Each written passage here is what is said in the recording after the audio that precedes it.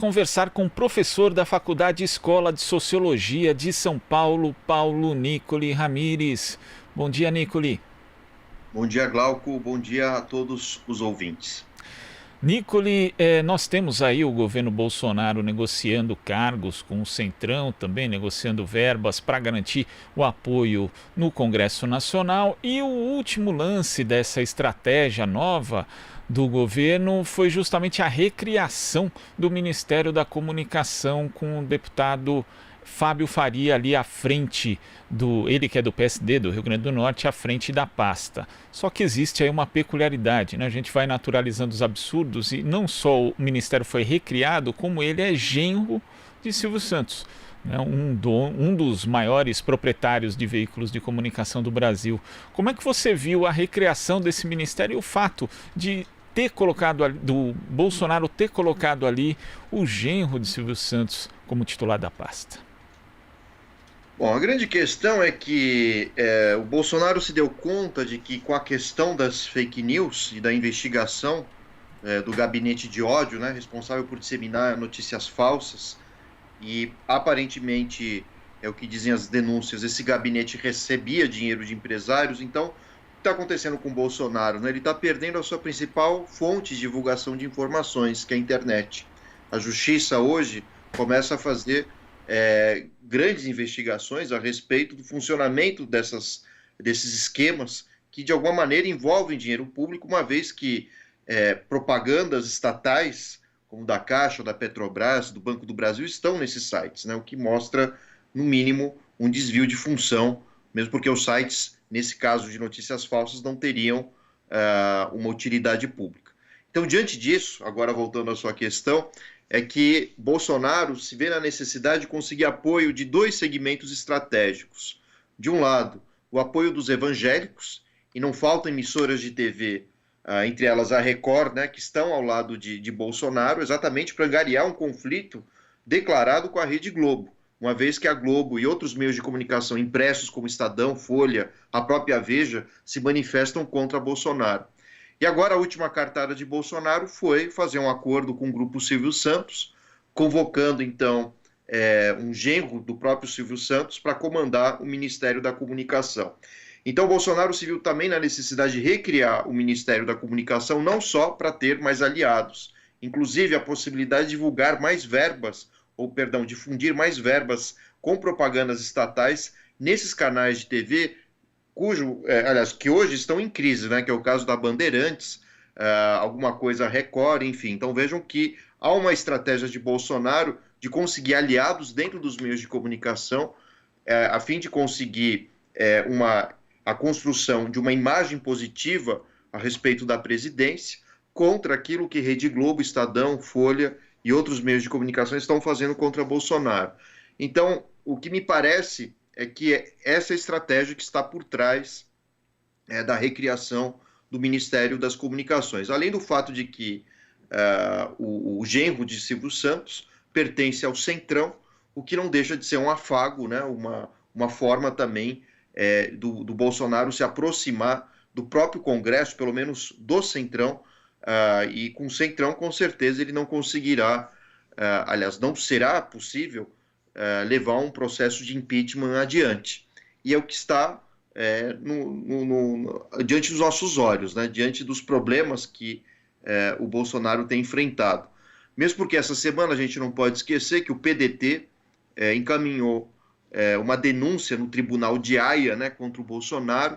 A imagem de Bolsonaro piora a cada semana entre os jornais internacionais. A imagem do Brasil cada vez mais é vista com horror fora do país também. Então, tudo isso vai fazendo com que Bolsonaro tente inverter essa imagem negativa criada sobre ele, mas eu tenho a impressão que esse tipo de comportamento deva ser muito forçado, né? Ou seja, a população hoje talvez não tenha a mesma visão de quem é Bolsonaro do que antes da pandemia. Isso que eu estou me referindo aos eleitores de Bolsonaro, né? Então, a gente vê os índices de aprovação despencando a cada nova pesquisa, e esse é o cenário que está em jogo agora, né? O Bolsonaro tentando criar outras estratégias de comunicação, e daí a necessidade de não só criar um ministério, ou recriá-lo, assim como se aproximar do Grupo Silvio Santos.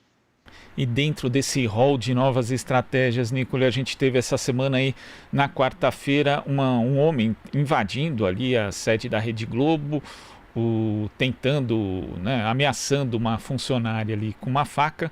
E nós tivemos uma nota do presidente Jair Bolsonaro dizendo que abomina a violência, se referindo ali ao episódio, que é um defensor da liberdade de expressão, da liberdade de imprensa.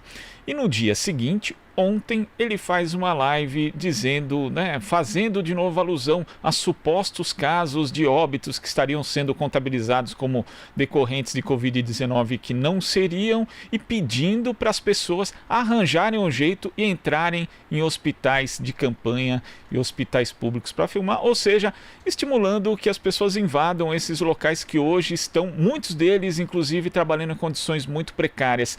Como é que você vê esse tipo de estratégia do Bolsonaro, que volta a apostar na polarização política, mas aí põe uma nota ali fingindo uma certa civilidade, Nicoli? O primeiro que é um absurdo, né, um presidente anunciar esse tipo de atitude, né? Isso porque qualquer indivíduo que entre sem as proteções, né, contra o vírus pode prejudicar aqueles que estão internados, ou até mesmo ser infectado por aqueles que estão internados. Então, Bolsonaro ele parte para uma briga na qual a ideia de que os dados oficiais que estão sendo divulgados são falsos, ou minimamente estão em defasagem com o que de fato acontece diariamente. Então, o argumento dos militares, né, que hoje estão no Ministério da Saúde, é mostrar que não deveríamos contar a quantidade de mortes que já ocorreram. Porém, em qualquer lugar do mundo, qualquer outro país, mesmo com pequenos atrasos, né, nas suas contagens devido à demora ou prazo, né, para um resultado de um teste de Covid sair, todos os países do mundo estão seguindo esse caminho. Por mais que demore, ou por mais rápido que seja o resultado do exame, ainda que o paciente tenha chegado a óbito, você conta a quantidade de mortes que foram estipuladas naquele dia, que foram oficialmente contadas naquele dia. Então, Bolsonaro ele tenta de todas as formas mascarar esses dados.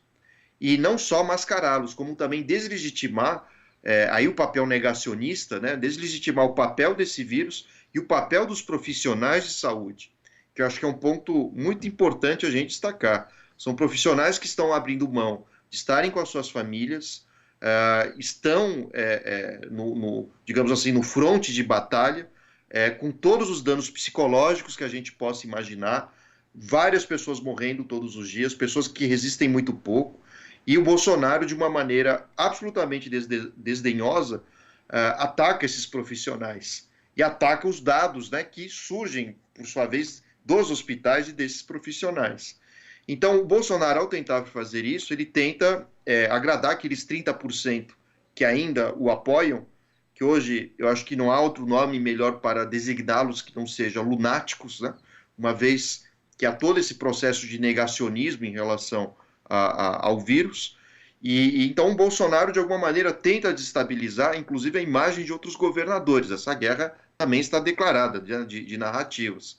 Muitos dos governadores fazendo um papel sério, divulgando dados como devem ser, outros tantos também se envolvendo em casos de corrupção, ou pelo menos péssima administração pública, né, comprando aparelhos, respiradores de empresas que sequer deveriam prestar serviços à saúde.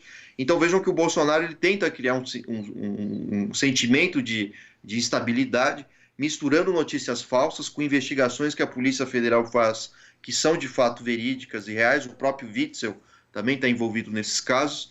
Então vejam que sempre é a estratégia do Bolsonaro de trabalhar com um sim e um não ao mesmo tempo, né? Ou seja, com algumas coisas são verdadeiras, mas absolutamente a maioria delas são fictícias ou falseadoras da realidade. Isso é uma forma de alguma maneira, enganar os seus eleitores, né? Que misturando dados verdadeiros com falsos, acabam enveredando para apoio do presidente. Isso é muito perigoso, porque uma das características do fascismo e do totalitarismo, né? A Hannah Arendt mostra isso, é que ela funciona como camadas, né? Esse sistema. Então você vai criando notícias falsas e não enxerga o verdadeiro núcleo, que é exatamente um governo baseado na violência, no preconceito e na deslegitimação da ciência, né? Que eu acho que é um ponto importante. Então, a operação de Bolsonaro com os meios de comunicação, caso agora do SBT, as lives, etc., acabam funcionando como uma espécie de criação de um espetáculo que tenta colocar a palavra do presidente acima das certezas científicas. E todo presidente acaba, de alguma maneira, estimulando a população a realizar determinadas ações. Isso é importante que se diga. A gente viu o caso agora da Nova Zelândia, que literalmente zerou os casos de Covid, e a população ressaltando nas pesquisas o quanto a sua presidenta foi fundamental, dando as orientações, dizendo que o mais importante era salvar vidas. Bolsonaro está na contramão, e o país inteiro está na contramão nesse instante. Nós estamos anunciando flexibilizações no instante que nós estamos tendo os piores índices de mortes pelo Covid. Então, tudo isso vai gerando uma confusão na opinião pública, literalmente, né? Pessoas que, ora, são a favor do trabalho, mas são contra Bolsonaro, ou a favor de manter os trabalhos e são a favor do Bolsonaro. Então, isso vai criando verdadeiros burburinhos digitais, literalmente, e muito angariados pelas mentiras de Bolsonaro. Então, eu diria que nós vamos entrar nesse mês nos piores dados possíveis e imagináveis do coronavírus. Julho talvez seja pior.